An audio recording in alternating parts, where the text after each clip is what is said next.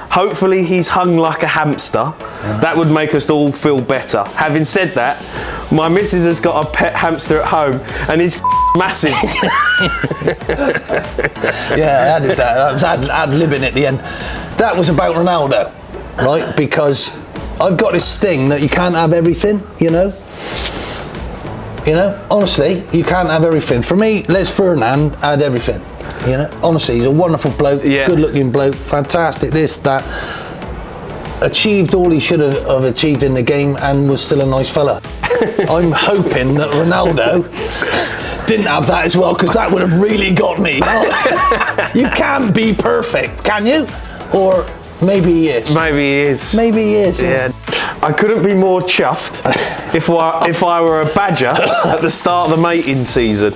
Yeah, well, do you know what they have to do? They have to wait. They have to wait for about 6 months for their other half to come into season, so they can smell it, they know it's happening. So imagine them just on that night. Here we go. Well, that's pretty chuffed, isn't it? Yeah. You've waited all that time and you might have a chance, you know? So I actually felt like a badger. Yeah. The woman I loved never ever came into season, so I was constantly waiting. and then you lasted about 10 seconds. Yeah, absolutely. Yeah. Oh, I enjoyed it. I didn't say it had to be good. I've had such bad luck at the moment. If I fell in a barrel of boobs, I'd come out sucking my thumb. What was that about? No, I got that one from my dad, yeah. But why did you say it? Because it was poignant at that moment. Do you know what I mean? We were unlucky with this, you know what I mean? I said, you think you're unlucky, what about me?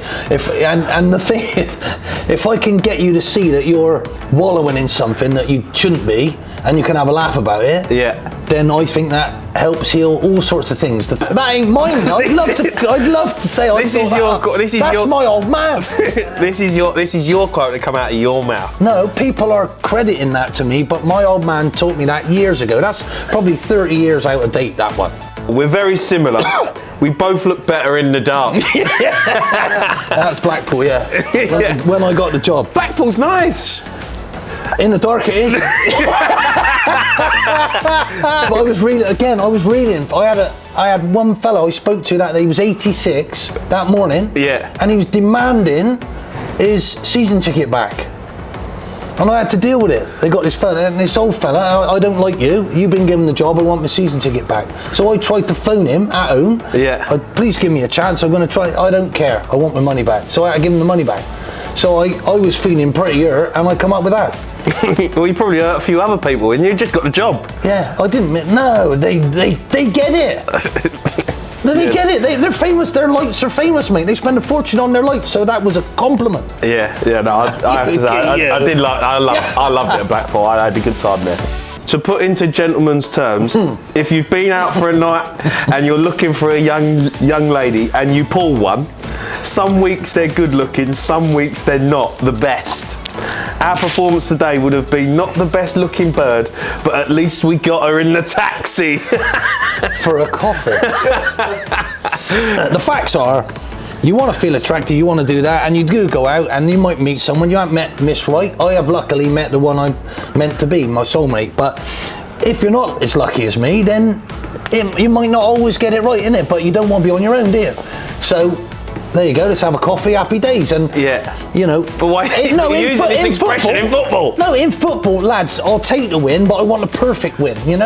If you can get enough points to be successful, that's what, and you're going to stay in your job. But if you can make it entertaining, right, and not too serious all the time, because if you get to the vital game where you need to win and you are so serious all the rest of the time, I think you'll fail. You need to have a release from it. So some of the things I said was to release the pressure off of my team. Yeah. That was one of those moments, right? Because we won 3-0, right? Yeah. First half, we were excellent. Second half, we were absolutely useless. So I am not going to go out there and say that was fantastic. Yeah. Because the second half, all I want to do was kill every one of them. Yeah, of course. The chairman will need a hell of a tub of cream to get rid of me. I'm like a bad rash and not easily curable. Yeah, that was it, Blackpool, yeah, because I put up with all sorts of things for 3 years, and people were saying you're going to go, and I said that, and then I did go, because I realised I had a rolling contract, a 1 year rolling contract, and he was only ever going to sell me. He didn't want that contract to continue. Right. Wherever we were, it wasn't going to change. Why did you only ever sign a rolling contract? Well, my agent at the time told me to sign that 1 year rolling contract, and I'll never get any worse than that figure there. Right. Did it?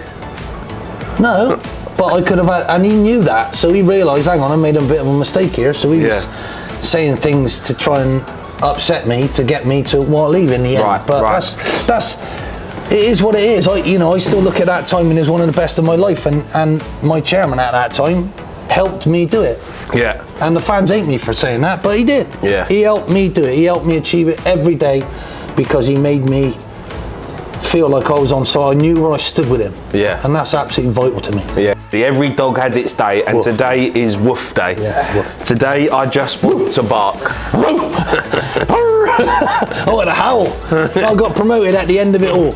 At the end of it, I was at Bristol Rovers, and that was my club, and we were 10 points clear with 10 games to go. And we didn't win the playoffs in the end. We dropped all the way out. So again, that's that bit about learning how to do it. I'm an emotional person, and sometimes your biggest strength can become your biggest weakness. The closer I got to that finishing post, the more emotional I got. Yeah. The more I gave that to my team, the injuries we had, then, mate, that's what it is. And I felt we lost to Plymouth the week before, and they got promoted, and we had 2 games left, and I had a phone call from somebody who went, "You're an absolute soul, and you're going to cost us." Yeah.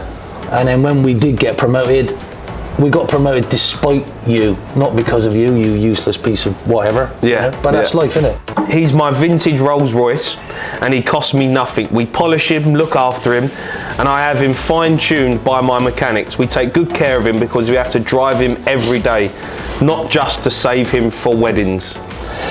Yeah, that's Paul Furlong, right? He was 36, and he'd been at Chelsea, and our fans hated the fact that he played for Chelsea. Yeah. And he had a real terrible pull of his thigh, and I was trying to nurse him through that because I needed him. Right, absolute beast of a bloke. Yeah. And managed to get him going, and I stood up for him because he missed a few, and the lads, some of our faithful started. So I said, "Come and see me at my house, will you? I'll tell you where I live." To the fans? Yeah, come and I'll fight you in the garden. It ain't right, it ain't fair.